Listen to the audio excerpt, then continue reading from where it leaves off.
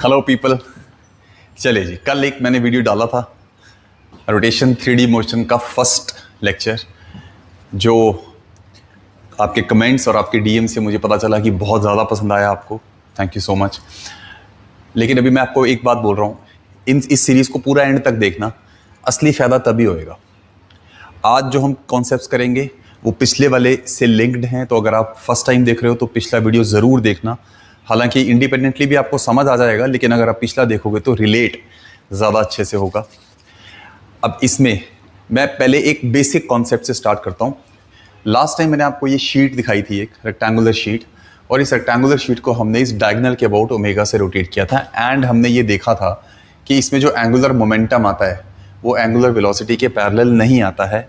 और even though it's a 2D body, मेरे से एक बच्चे ने कमेंट पे बोला कि सर हमें तो यही सिखाया गया है, आप कमेंट्स में देखना होगा भी, कि सर हमें तो यही सिखाया गया है कि अगर 2D body fixed axis rotation करती है तो सिंपली आई ओमेगा लिख दो, और इस रेक्टेंगुलर शीट का इस एक्सिस के अबाउट मोमेंट ऑफ इनर्शिया लिखो आई, वो हम निकाल सकते हैं ट्रायंगल को डबल करके, और इंटू 2 कर दो तो पूरा moment of inertia into omega कर दो, आंसर आ जाएगा। नहीं आएगा, वो गलत है। मैंने आपको इसीलिए पिछले लेक्चर में ये समझाया है कि आई ओमेगा सिर्फ तब कर सकते हो जब एक्सिस प्रिंसिपल एक्सिस से मैच होती हो या इवन उसके पैरेलल हो, तब भी। लेकिन ये तो नहीं है ऐसे। तो फिर मैंने एंड में उस वीडियो में ये बोला था कि ये एल वेक्टर ऐसे रोटेट करेगा कोन में, तो इसका ये वाला कंपोनेंट फिक्स रहेगा और ये वाला कंपोनेंट वेरी करेगा, और उसकी वजह से एक सिस्टम पे एक टॉर्क लगेगी। वो टॉर्क क्यों लग रही है? इवन दो ओमेगा कांस्टेंट है, उसके बावजूद सिस्टम पे टॉर्क लग रही है। तो आप ऐसे सोच सकते हो यार कि किसी बॉडी की स्पीड कांस्टेंट हो तब भी तो उसके ऊपर एक नेट फोर्स आती है ना। उस नेट फोर्स का काम, for example uniform circular motion में अगर हमने एक टेंशन निकालनी हो तो वो टेंशन एक फोर्स होती है ना, mv²/r। क्या वो स्पीड चेंज करती है? नहीं। तो इवन दो स्पीड कांस्टेंट है, उसके बावजूद नेट फोर्स होना पॉसिबल है। तो एंगुलर वेलोसिटी कांस्टेंट होने पर टॉर्क होना कांस्टेंट क्यों नहीं है? टॉर्क भी तो हो सकती है, टॉर्क होती है। वो कैसे निकालते हैं मैं आपको आज समझाता हूँ। उससे पहले हमें थोड़े से बेसिक्स क्लियर करने पड़ेंगे अपने। तो एक आइडिया मैं आपको पहले क्लियर करता हूँ। ये भी क्वेश्चन हमने आज करना है, ये भी क्वेश्चन हमने आज करना है। सबसे पहले एक बड़ा बेसिक सा आइडिया देखो।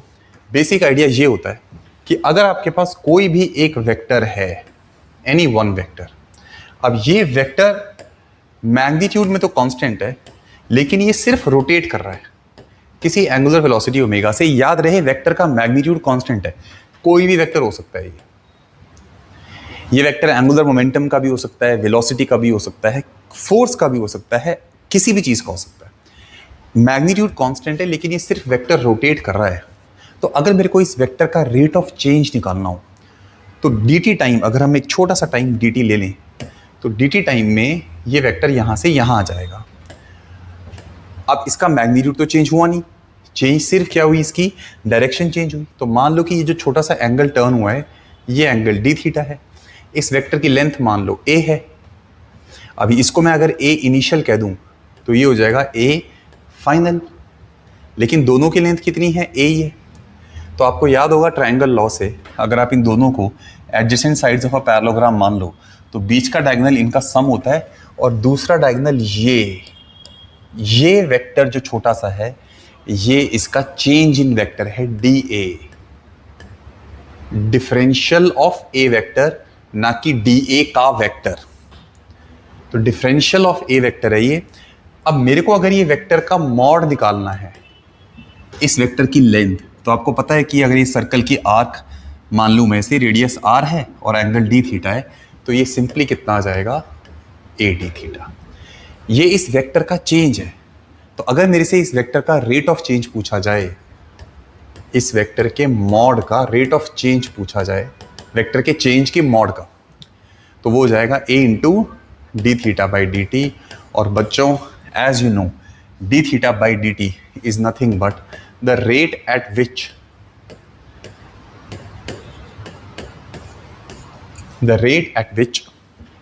This vector is changing. ये एक्चुअली एक बहुत काम का फॉर्मूला होता है, इसीलिए मैं बोलता हूं इसको याद कर लो, commit to memory. Rate of change of any vector if and only if that vector is not changing in magnitude. अगर कोई वेक्टर सिर्फ डायरेक्शन में चेंज कर रहा है तो उसका रेट ऑफ चेंज सिंपली उसका मॉड इनटू उसका एंगुलर वेलोसिटी के इक्वल आ जाता है। अगर मैं चाहूँ तो मैं इस इक्वेशन को वेक्टर फॉर्म में लिख सकता हूँ। अभी के लिए फिलहाल मैं इसको स्केलर फॉर्म में रहने देता हूँ। ये इसके रेट ऑफ चेंज का मॉड है। तो अब आप लोग मुझे एक बात बताइए, इस फॉर्मूला को याद रखना, dA/dt is a omega, okay, and here a could be any vector. अब ये एक कोनिकल पेंडुलम है, सब लोगों ने कोनिकल पेंडुलम देखा होता है। आज हम इसको थोड़ा और गहराई से देखते हैं बच्चों। तो अगर हम इसकी बेसिक जो वर्क पर एनर्जी में हम लोग इसकी फोर्स एनालिसिस करते हैं वो करें, तो ये कोनिकल पेंडुलम ओमेगा से घूम रहा है, स्ट्रिंग की लेंथ l है, वर्टिकल से एंगल थीटा, मास m है। तो इस पे एक नीचे लग रही होती है mg, एक ऊपर लग रही होती है टेंशन, और इसकी जो सेंट्रीपिटल एक्सेलरेशन है वो ओमेगा स्क्वायर r होती है, r इस रेडियस को कह देना। तो अगर ये एंगल थीटा है तो ये वाला एंगल भी थीटा हो जाता है। तो बड़ी बेसिक फिजिक्स बोलती है कि जो t cos थीटा है वो भाई साहब mg को बैलेंस कर देगा, और जो t sin थीटा है वो इसको सेंट्रीपिटल एक्सेलरेशन दे देगा, m ओमेगा स्क्वायर r। और अगर ये l है, ये थीटा है, तो इस रेडियस को भी क्या लिखा जा सकता है, l sin थीटा लिखा जा सकता है। अगर मैं टेंशन को यहाँ से उठा के यहाँ रख दूँ तो टेंशन आएगी mg divide by cos theta, और इधर आ जाएगा m omega square into l। बच्चों यहाँ से ओमेगा देखो कितना आ गया। ये बेसिक हम लोग वर्क बाय एनर्जी में या laws of motion, circular motion में किसी में भी हम ये करा करते हैं। ये इसकी ओमेगा आ गई, which is all fine, no problems here. और अगर ये ओमेगा है तो इसकी हम वेलोसिटी को लिख सकते हैं v equal to omega into r, उस पर हम आ जाएंगे।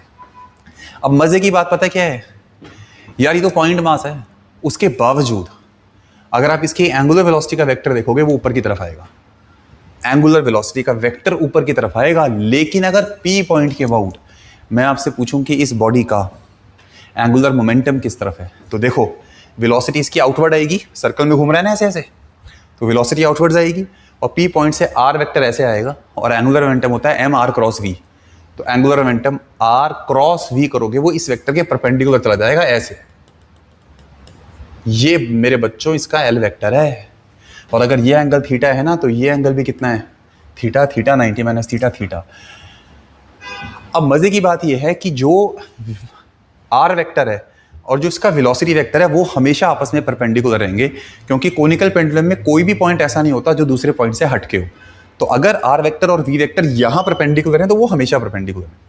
यानी कि अगर मेरे से कोई पूछे कि इस एंगुलर मोमेंटम का मैग्नीट्यूड कितना है, तो वो आएगा m into V into L, that's it, m v into L.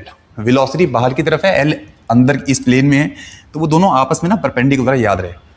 अब हो पता क्या रहा है, हो ये रहा है कि इवन दो इसका ओमेगा कांस्टेंट है, ये वही केस है सेम, ओमेगा कांस्टेंट है, उसके बावजूद इसमें टॉर्क है। फर्क सिर्फ इतना है कि वो टॉर्क अब की बार मेरे को दिख रही है कि अगर मैं P पॉइंट के अबाउट देखूं तो टेंशन तो P से पास हो रही है, लेकिन mg P से पास नहीं हो रहा। तो आप देख रहे हो ना, टॉर्क है, यस, टॉर्क है तो एंगुलर मोमेंटम चेंज होगा, यस।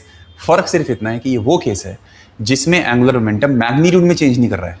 जैसे जैसे ये बॉडी पेंडुलम में घूमेगी ऊपर एल वेक्टर भी कोन बनाएगा, बिल्कुल उस रेक्टेंगुलर शीट की तरह। विच मीन्स अगर ये एंगल थीटा है ना, तो जो इसका एल का ये वाला कॉम्पोनेंट आएगा, एल साइन थीटा कॉम्पोनेंट, ये टाइम के साथ चेंज नहीं करेगा, ये हमेशा ऊपर की तरफ ही पॉइंट करेगा। लेकिन वो जो एल साइन थीटा है ना, वो ऐसे रोटेट करेगा, और वो रोटेट करेगा उसी ओमेगा से जिस ओमेगा से बॉडी रोटेट कर रही है। तो अब अगर मैंने आपको जो पहले कॉन्सेप्ट कराया है, मैं आपसे पूछूं कि what is the rate of change of that angular momentum, उसका मॉड, आप कहोगे देखो सर एल साइन थीटा तो चेंज कर नहीं रहा, एल कॉस थीटा एक ऐसी चीज है जो ओमेगा से घूम रही है। तो मैंने क्या बोला था, ए ओमेगा था ना रेट ऑफ चेंज, तो यहां आ जाएगा L cos theta is changing with omega, rate of change of angular momentum. L खुद कितना है, बहुत आसान है ये समझना। अच्छा, v खुद कितना है, ओमेगा इंटू आर, ये रहा। आर खुद कितना है, एल साइन थीटा, ये तो v हो गया, into L into cos theta into omega. ये पता क्या बन गया, m, अच्छा ओमेगा इंटू ओमेगा बन गया ओमेगा स्क्वायर, और ये रहा ओमेगा, तो ओमेगा का स्क्वायर कितना होएगा, g by L cos theta, तो ओमेगा स्क्वायर उड़ गया, इंटू क्या आया एल स्क्वायर, एक आया साइन थीटा और एक आया कॉस थीटा, देखो एक एल से एल उड़ गया, एक कॉस से कॉस उड़ गया। मजेदार चीज देखो, ये D L by D T कितना आ गया, एम जी इंटू बच्चों L sine theta. And do you see that now, do you see that now, M G into L sine theta. ये एल है तो ये एल कॉस थीटा है, ये एल साइन थीटा है, ये M G into L sine theta और कुछ नहीं, इस पे लगने वाली टॉर्क ही है। और वो टॉर्क हमें वैसे भी पता है हमेशा rate of change of angular momentum के इक्वल होती है। तो आप देख रहे हो, this is the simplest possible case. यहां से हमें वही चीजें दोबारा देखने को मिली। नंबर वन कि एंगुलर मोमेंटम एंगुलर वेलोसिटी के पैरेलल नहीं है।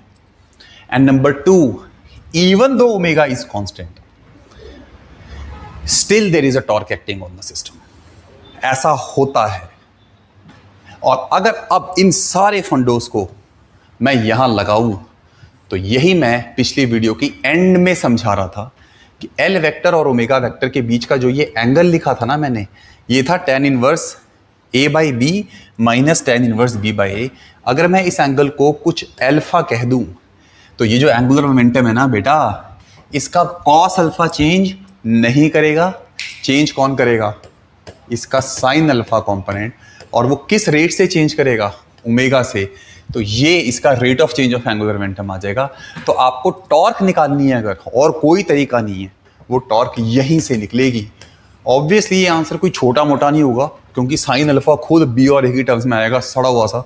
और ये एल इसका एंगुलर मोमेंटम है, जो यहाँ इसका मॉड लेना पड़ेगा पूरा। It's going to be a very lengthy process of course, but no, करना तो ऐसे ही पड़ेगा। समझ गए? तो ये सारे वो केसेस हैं बच्चों जिसमें एंगुलर मोमेंटम एंगुलर वेलोसिटी के पैरेलल नहीं आते और सिस्टम पर ओमेगा कांस्टेंट होने के बावजूद एक टॉर्क लगती है। चलो ये सब तो बात हो गई किसकी? एंगुलर मोमेंटम की। अब एक काम करते हैं, चलिए जी, अब शुरू करते हैं हम लोग थोड़ी सी डिस्कशन काइनेटिक एनर्जी के बारे में। तो मेरे पास ये एक इरोडोव का क्वेश्चन है। अब इसमें भी यार बहुत अंट-शंट काम करते हैं लोग। यह है 1.267। धीरे धीरे धीरे धीरे मैं आपके सारे फंडे क्लियर कर देने, तो कोई भी चीज़ ऐसी नहीं होगी जो आप धक्का करो। नो धक्का अलाउड ना। अब ये क्वेश्चन ये कहता है कि स्फीयर है, ये स्फीयर को हमने इस एक्सेल के साथ यहां कनेक्ट किया हुआ है, तो ये रोल भी कर रहा है और गोल गोल भी घूम रहा है। प्योर रोलिंग करते हुए गोल गोल घूम रहा है।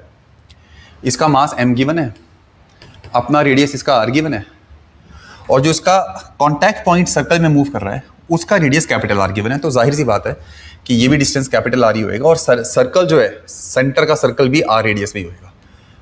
यार मेरे से इसकी काइनेटिक एनर्जी पूछी है, हम धक्का मारेंगे ही नहीं।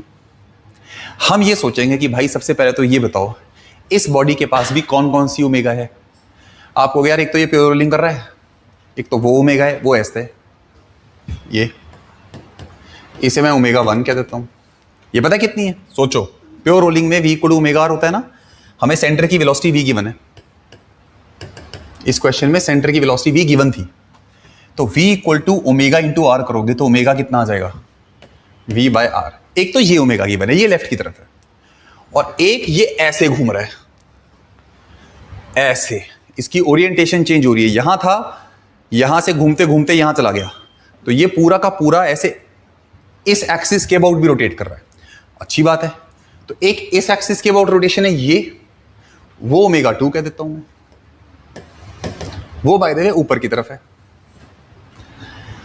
और वो कितनी है? सोचो कि सेंटर मूव कर रहा है v वेलोसिटी से, लेकिन वो वाला जो सर्कल है जिसमें वो जा रहा है उसका रेडियस कैपिटल R है, तो वो वाली angular velocity v by capital R होगी, और वो ऊपर की तरफ है। और मजे की बात पता है क्या है? क्योंकि ये एक स्फीयर है, ये भी इसकी प्रिंसिपल एक्सिस है, ये भी इसकी प्रिंसिपल एक्सिस है, काम खत्म।